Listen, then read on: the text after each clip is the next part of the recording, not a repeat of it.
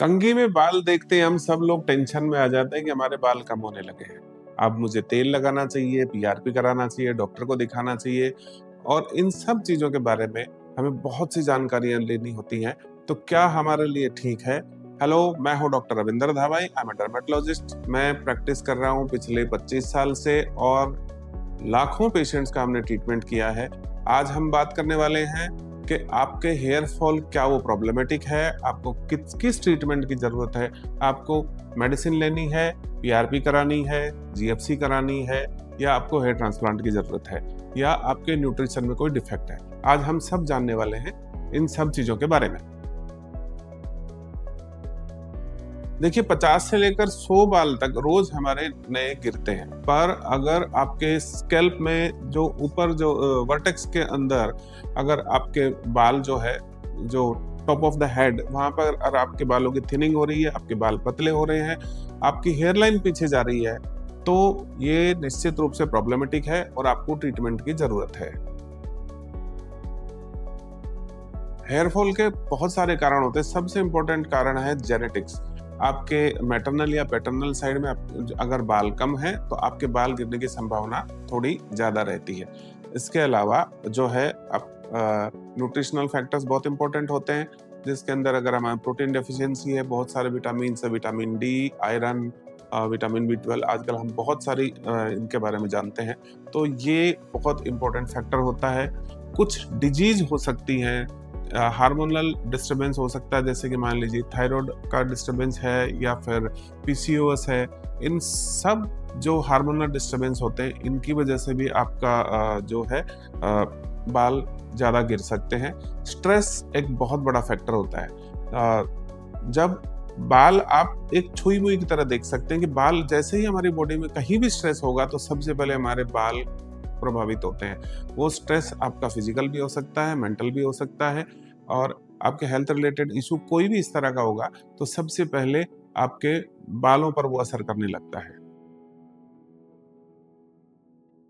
देखिए बहुत पुराने टाइम से हम तेल लगाते आ रहे हैं, तो तेल जो है वो हमारे स्कैल्प को मॉइस्चराइज करता है और थोड़ा बहुत डैंड्रफ को भी करता है। ऑयल लगाने से हमारा स्कैल्प जो मॉइस्चराइज होता है। इसके अलावा ऐसा कोई एविडेंस अभी तक नहीं है कि उनसे बाल आपके बढ़ते हैं। जब हम शैम्पू करते हैं तो आपके वीक बाल जो होते हैं वो एक साथ निकल जाते हैं। शैम्पू से हेयर फॉल नहीं हो सकता, शैम्पू आपके स्कैल्प को क्लियर करता है। तो जब हम शैम्पू करते हैं तो थोड़ा तो हमारा ध्यान बालों के ऊपर होता है और हम जैसे थोड़ा सा मसाज करते हैं तो उनके साथ जो वीक बाल बाहर निकल जाते हैं। तो इसकी वजह से हमें लगता है कि शैम्पू से हेयर फॉल होता है, ऐसा बिल्कुल नहीं है।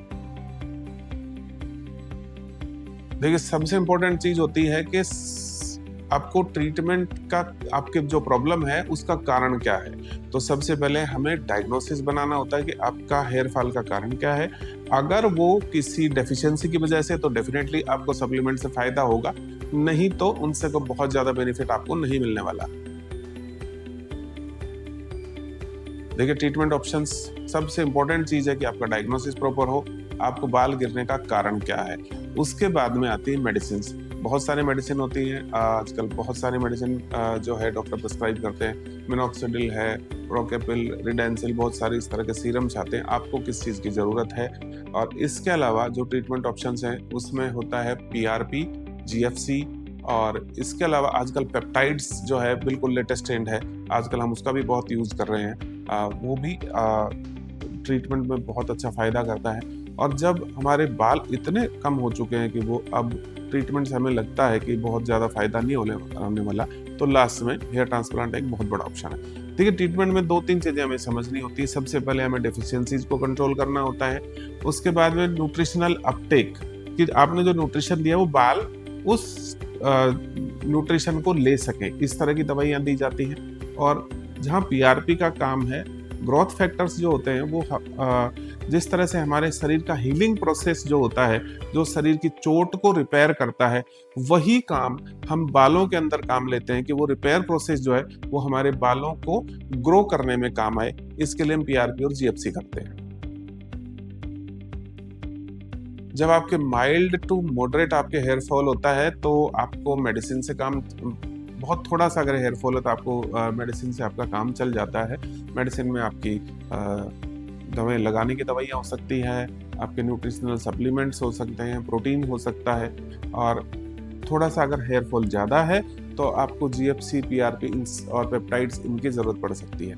और कई बार होता है कि आपके हेयर फॉल इतना कम होता है कि आपकी हेयर लाइन बहुत पीछे जा चुकी होती है और आपको बहुत ओल्ड स्टैंडिंग आपका हेयर फॉल है, बहुत दिनों पहले आपके बाल जा चुके हैं, तो ऐसे में हेयर ट्रांसप्लांट ही आपके पास एक ऑप्शन बचता है। तो कुल मिलाकर अगर आप हेयर फॉल से परेशान हैं तो इधर-उधर से कोई ट्रीटमेंट लेने के बजाय अपने डर्मेटोलॉजिस्ट से मिलें। आप प्रॉपर तरीके से उसका डायग्नोसिस हो कि आपको किस चीज़ की ज़रूरत है, किस कारण से आपका हेयर फॉल हो रहा है, तो आपका ट्रीटमेंट बहुत बेहतर तरीके से किया जा सकता है। धन्यवाद। अगले एपिसोड में फिर मिलेंगे। नमस्कार।